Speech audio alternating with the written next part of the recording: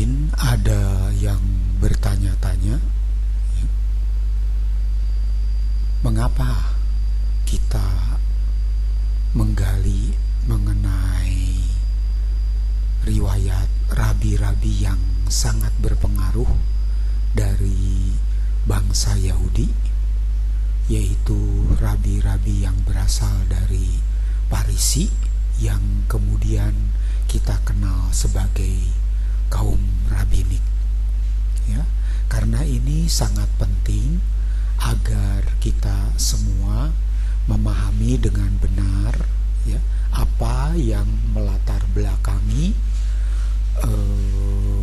perbuatan-perbuatan mereka berikutnya, ya, mulai dari setelah penghancuran bait suci.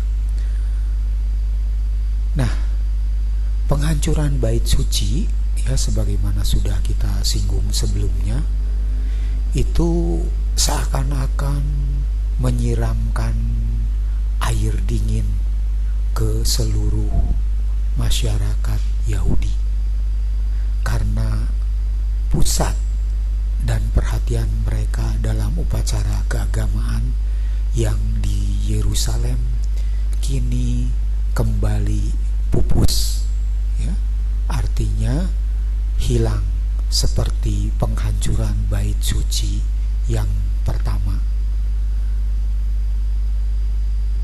Nah, dengan hilangnya bait suci atau runtuhnya bait suci ini, 3 perayaan besar yang biasanya mereka rayakan akhirnya tak dapat dilaksanakan. Jadi, apa yang terjadi dengan bangsa ini yang dari awal begitu dekat dan memiliki hubungan yang sangat intens dengan Allah? Pertanyaan ini sangat mendalam dan menyentuh inti dari transformasi Yudaisme yang telah kita diskusikan sebelumnya. Jadi kehancuran bait suci pada tahun 70 Masehi menciptakan krisis eksistensial, yaitu bagaimana mungkin menjalankan perintah Torah yang berpusat di bait suci ketika bait suci itu sendiri sudah tidak lagi berdiri. Nah, disinilah kita akan melihat peran brilian dari para rabi, terutama Rabi Yohanan ben Zakkai, Rabi Akiva, dan Rabi Yose ben Halapta, yang menjadi pondasi bagi kelangsungan Yudaisme hingga hari ini.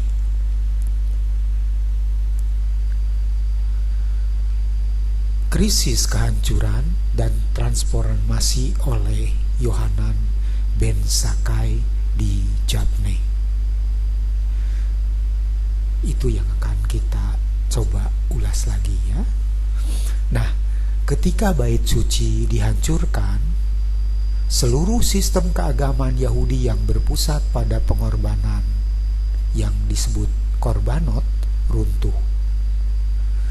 3 hari ziarah, yaitu Pesach, Shavuot, Sukkot, yang mewajibkan seluruh umat Israel datang ke Yerusalem, tidak mungkin lagi dilaksanakan secara fisik.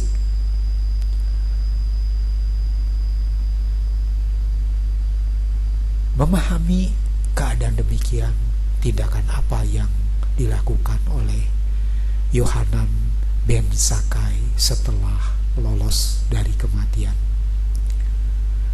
Menurut sumber rabbinik, Yohanan ben Zakkai itu diselundupkan keluar dari Yerusalem yang terkepung dalam peti mati oleh murid-muridnya.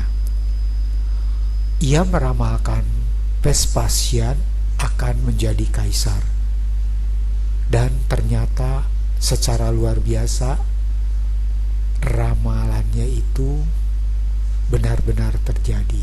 Dan sebagai imbalannya, ia meminta izin untuk mendirikan pusat pembelajaran di Jabneh atau Jamnia. Tindakan ini secara simbolik memindahkan otoritas keagamaan dari bait suci, ya, ke Sanhedrin dan akademi atau institusi pembelajaran. Ya, jadi memindahkan otoritas keagamaan bait suci jadi ke dalam dua bagian, yaitu ke Sanhedrin dan akademi atau institusi pembelajaran. Ini adalah jasa dari Rabbi Yohanan ben Zakkai. Lalu tentu kita bertanya-tanya, ya, apa yang terjadi atau apa yang harus dilakukan dengan 3 hari raya wajib yang diperintahkan oleh Torah? Setelah kehancuran kewajiban ziarah secara nasional yang biasanya disebut sebagai aliyah laregel tidak lagi bersifat mengikat secara hukum, karena tidak ada lagi bait suci sebagai satu-satunya tempat yang sah untuk mempersembahkan korban. Dengan demikian, perintah 3 kali setahun semua laki-laki harus menghadap Tuhan tidak dapat dijalankan dalam bentuk aslinya. Namun, bangsa Yahudi tidak membuang hari raya tersebut. Sebaliknya, dengan dimotori oleh Rabbi Yohanan ben Zakkai, mereka melakukan transformasi radikal.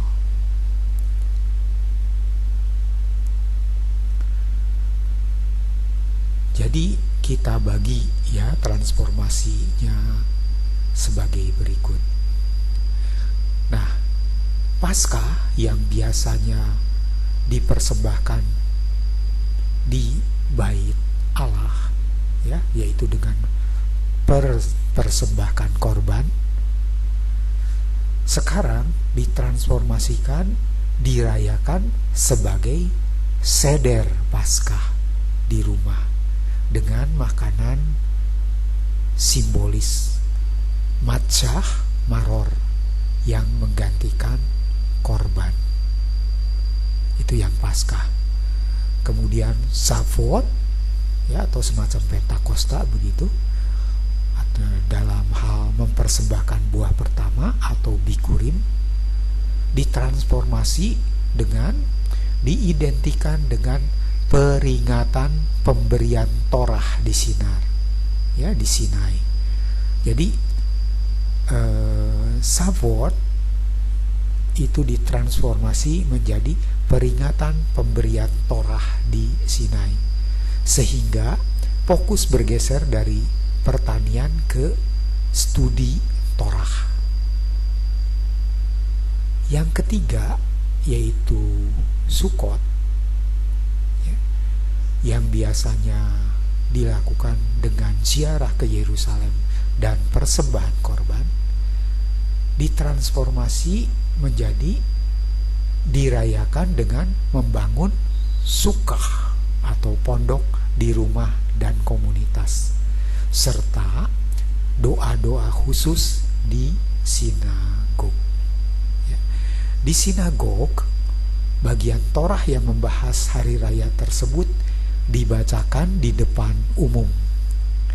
Dengan kata lain, sinagog menggantikan bait suci dan doa serta studi menggantikan pengorbanan. Jadi kita garis bawahi, ya, dengan kata lain, sinagog menggantikan bait suci dan doa serta studi menggantikan pengorbanan, ya. Jadi korban dan sembelihan segala macam diganti dengan doa dan studi Torah. Lalu setelah Rabbi Yohanan ben Zakkai, perannya ini dilanjutkan oleh Rabbi Akiva, ya, yang meletakkan pondasi bagi Yudaisme portabel dalam tanda kutip, ya. Jadi Rabbi Akiva yang hidup sekitar tahun 50 sampai 135 Masehi adalah murid dari generasi Jabne dan menjadi tokoh sentral dalam transisi ini. Perannya dalam menjawab tuntutan hukum Taurat pasca kehancuran sangatlah krusial atau sangat penting, ya, fundamentalis. Jadi yang pertama yaitu dia yang mencetuskan sistematisasi hukum lisan atau Mishnah. Jadi di sini Akiva meletakkan dasar-dasar bagi Mishnah. Ia mengorganisir materi halakik yang luas ke dalam kategori-kategori sistematis. Ini penting karena tanpa bait suci, hukum-hukum yang dahulu hanya relevan di bait suci, seperti tentang korban, ritual penyucian, perlu diadaptasi, dipelajari, dan dilestarikan sebagai bentuk studi, ya, meskipun tidak lagi dipraktekkan secara fisik. Studi itu sendiri menjadi bentuk ibadah pengganti. Nah, yang kedua, perhatiannya ditujukan pada penafsiran tekstual yang mendalam, ya. Jadi sekarang selain tadi dia mensistematisasi, dia soal penafsirannya lebih menekankan juga ke penafsiran tekstual, tulisan bacaan, ya, yang mendalam. Jadi di sini Akiva mengembangkan metode penafsiran yang menggali makna dari setiap huruf, kata, dan bahkan mahkota pada huruf-huruf Ibrani, ya. Kita di zaman ini menikmati, ya, ajaran-ajaran tersebut, ya, yang di Indonesia tentu kita kenal dengan Ibu Rita, ya, yang memang beliau keahliannya di sana, ya. Nah, metode ini memungkinkan Torah untuk terus berbicara dalam konteks baru, ya, yaitu memberikan fleksibilitas dan kedalaman makna yang tak terbatas. Sangat diperlukan ketika institusi pusat, yaitu bait suci, sudah tidak ada.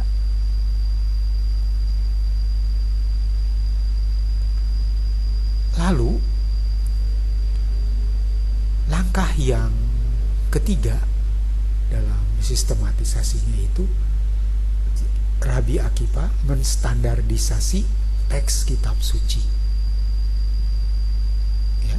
Jadi seperti kita bahas sebelumnya, Akiva berperan dalam memilih dan mengesahkan teks Ibrani standar. Perhatikan, ya, standarisasi teks kitab suci seperti kita bahas sebelumnya. Akiva berperan dalam memilih dan mengesahkan teks Ibrani standar atau yang disebut proto-masoretik. Mengapa? Nah, dengan bukti penemuan modern, yaitu penemuan Qumran dan seluruhnya Dead Sea Scroll, ya, kita melihat di zaman sebelum 1 Masehi itu kita melihat ada berbagai tulisan dan variasi untuk kitab suci, ya, bahwa sebagian besar tulisan-tulisan itu tentu saja seragam, ya, cukup seragam, tapi ada bagian-bagian tertentu yang memang cukup bervariasi, ya. Bahkan secara bahasa pun di Qumran itu ditemukan tidak hanya satu bahasa, ya, tapi ada berbagai bahasa. Nah, hal itu menunjukkan pada kita sebenarnya sebelum itu belum ada keseragaman. Tapi ini bagi ini ya bangsa Yahudi ya, bangsa Yahudi yang khususnya memeluk emang agama Yahudi dari awalnya. Ya, kita mengesampingkan dulu yang terjadi di gereja purba. Nah, dengan umat yang tersebar di diaspora, ya kalau mungkin bahasa Cinanya Huaqiao lah ya, teks yang seragam itu mutlak diperlukan untuk menjaga kesatuan identitas dan praktek keagamaan.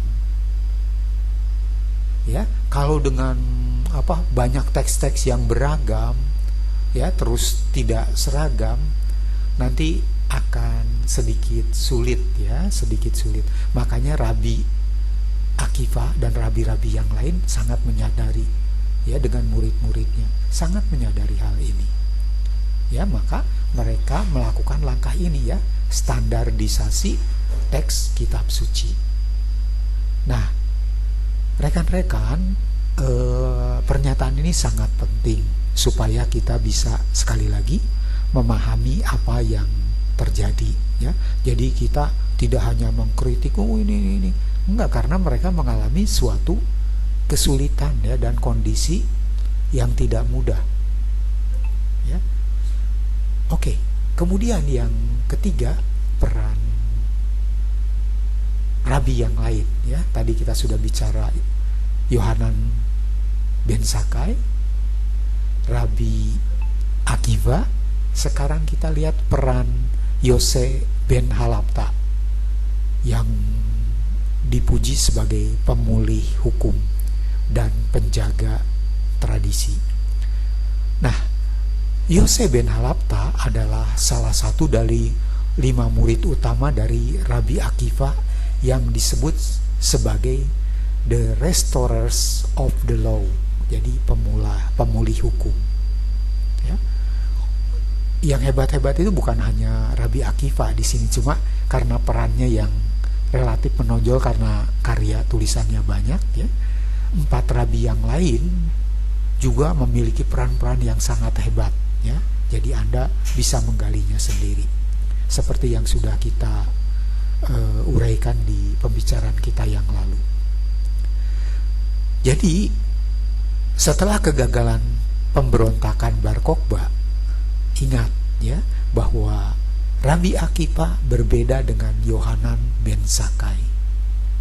Yohanan ben Zakkai tidak ingin bermusuhan dengan Romawi, ya, tetapi Rabi Akiva memilih untuk merdeka dari Romawi.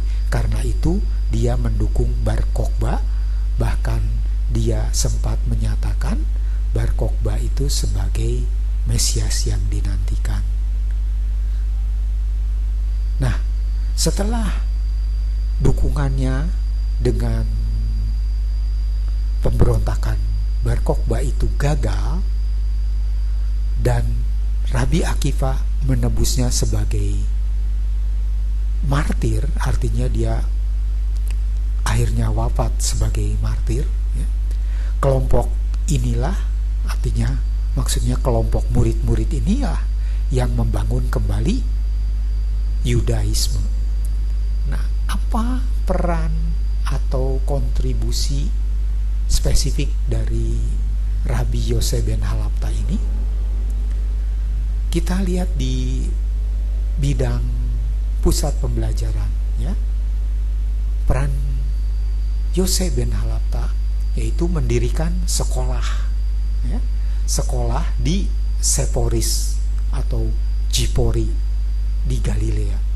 Kenapa? Karena Jabne sudah diluluhlantakan, bukan? Ya. Tempat ini di daerah Galilea. Lalu signifikasinya apa? Galilea sekarang menjadi pusat baru.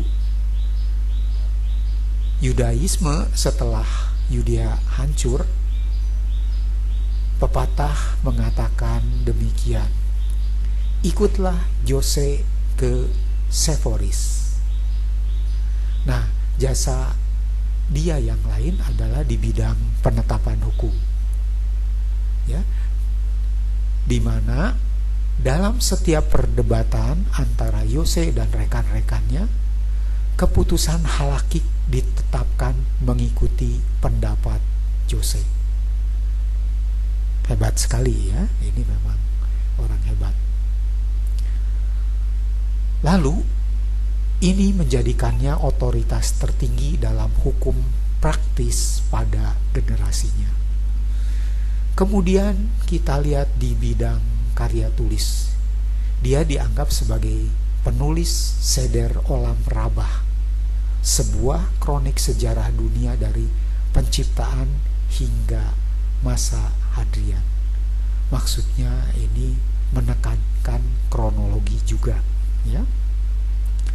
Nah, kalau kita memperhatikan ya kronologi yang tertulis di Seder Olam Rabbah ini memang mempengaruhi proto-Masoretik yang kemudian kita kenal nanti sebagai teks Masoretik.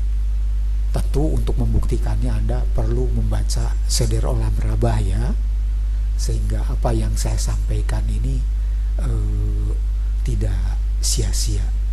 Itu banyak kok, Anda zaman sekarang mencarinya sangat mudah ya untuk mendapatkan Seder Olam Rabbah. Nah, karya ini ya, karya tulis ini, salah satunya Seder Olam Rabbah ini menunjukkan upaya merekam dan melestarikan sejarah bangsa untuk menegaskan identitas dan kontinuitas di tengah keterpurukan bangsa Yahudi saat itu. Lalu jasa Yose bin Halapta yang lain yaitu di bidang kebijaksanaan praktis, ya, kebijaksanaan praktis. Maksudnya apa? Beliau memperkenalkan yang namanya takanot atau peraturan untuk kehidupan komunitas di Seporis. Jadi beliau memulai membangun tatanan sosial keagamaan yang baru di Galilea. Nah, Yose bin Halapta ini juga dikenal karena etikanya yang tinggi dan sikapnya yang tidak suka berdebat. Ia percaya bahwa perselisihan antara sekolah Samai dan Hillel membuat seolah-olah ada dua Torah. Ini menunjukkan fokusnya pada kesatuan dan stabilitas komunitas pasca bencana. Ya, jadi tradisi yang sebelumnya ya itu para rabi yang biasa berdebat sehingga ada kelompok yang namanya kelompok Samai dan Hillel itu kan. Jadi memperuncing ya, karena dari dua kelompok ini lahir penafsiran-penafsiran yang kadang-kadang berlawanan, ya, berlawanan. Tetapi dua-duanya itu diakui.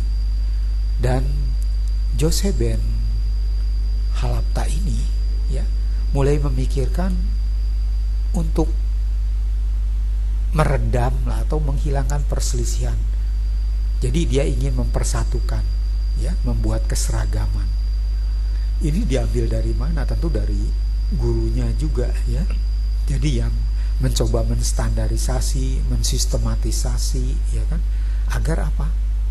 Agar terbentuk sesuatu yang baru dan itu satu, ya, supaya yang diaspora pun, yang di luar atau yang, karena suku Yahudi ini sudah terpecah-pecah begitu di luar-luar, ya, harus ada naskah yang mempersatukan mereka. Nah, kita tahu kan kesulitannya karena waktu itu banyak yang mereka yang berbicara juga dalam bahasa Yunani, dalam bahasa Latin, ya, dalam bahasa Ibrani walaupun sedikit, bahasa Aram. Nah, Rabi Akiva yang dilanjutkan oleh Yose bin Halapta ini menyadari hal ini, ya. Karena itu mereka melakukan juga langkah-langkah keseragaman, ya, di mana mereka memerintahkan orang-orang tertentu untuk menyalin kitab suci itu ke dalam bahasa Yunani atau Greek, ya. Kemudian ke dalam bahasa Aram, ya, onkalos, ya. Kemudian usaha-usaha itu mereka terapkan juga dengan memilih, ya, suatu kitab yang tadi saya sudah sebutkan, yang tadinya bervariasi di bagian-bagian tertentu, mereka mulai merapikan dan membentuk ke satu yang mereka akhirnya, ya, di zaman kita itu kita sebut dengan teks Masoretik. Tapi di saat itu belum ada yang namanya Nikut, ya, yang dikembangkan oleh kelompok Masorat, ya. Jadi ini jadi perhatian yang penting bagi Joseph ben Halapta. Nah,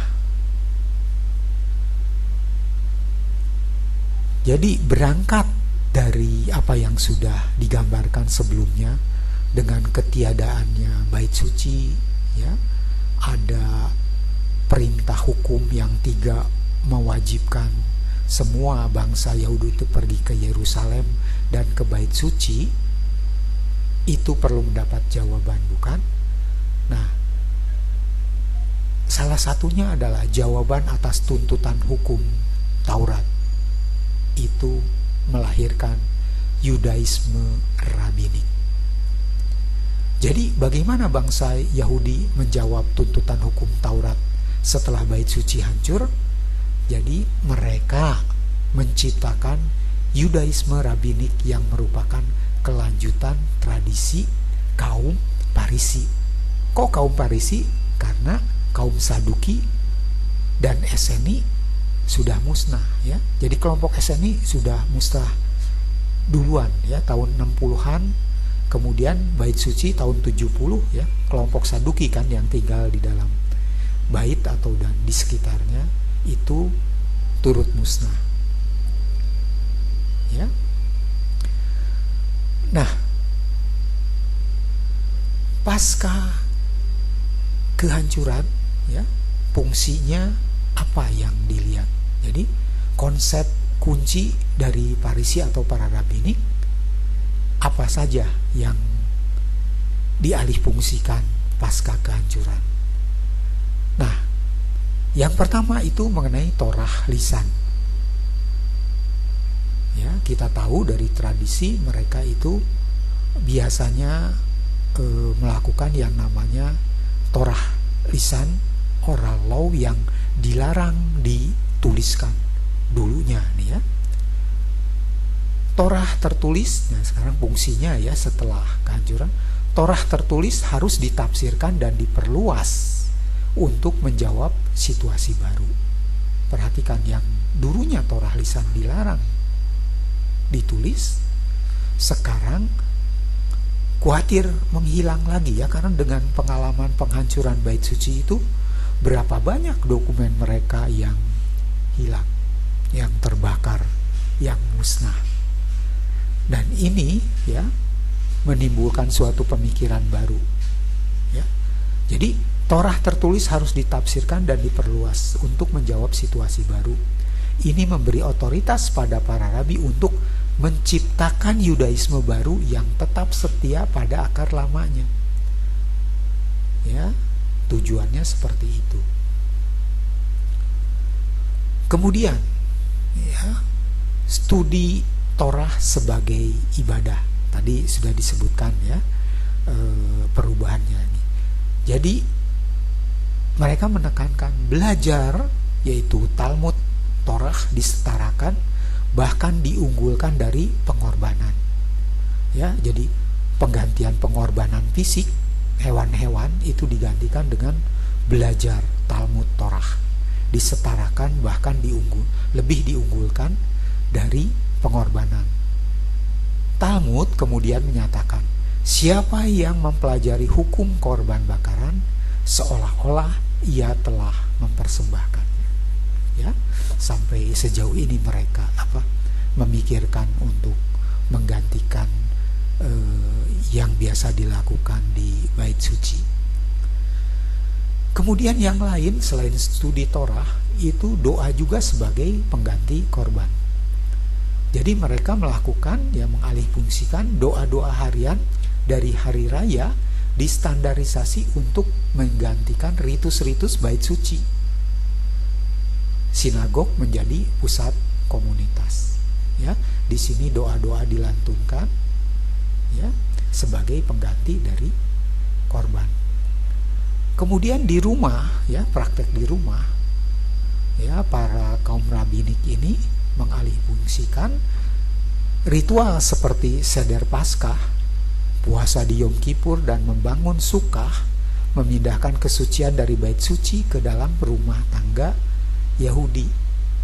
Ya, jadi ritual-ritual yang tadinya biasanya dilaksanakan di bait suci seolah-olah sekarang dipraktekkan di rumah menjadi bait suci mini, ya, dalam tanda kutip, sehingga apa?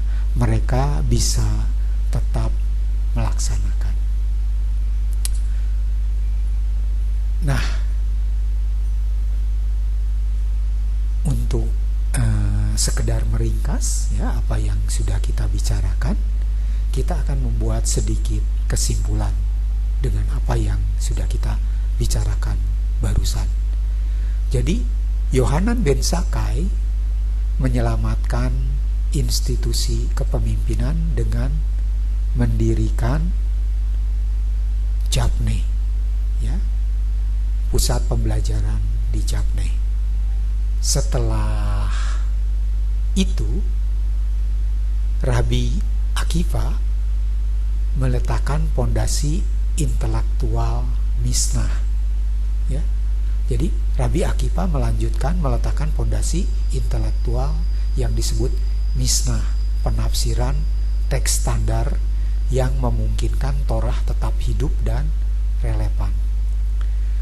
Lalu kemudian Rabbi Yosef ben Halapta bersama murid-murid Akiva yang lain membangun kembali komunitas di Galilea dan memastikan bahwa hukum praktis atau halakha yang baru dapat dijalankan oleh seluruh umat. Ya, ini sangat fundamental, ya, perubahan yang mereka laksanakan.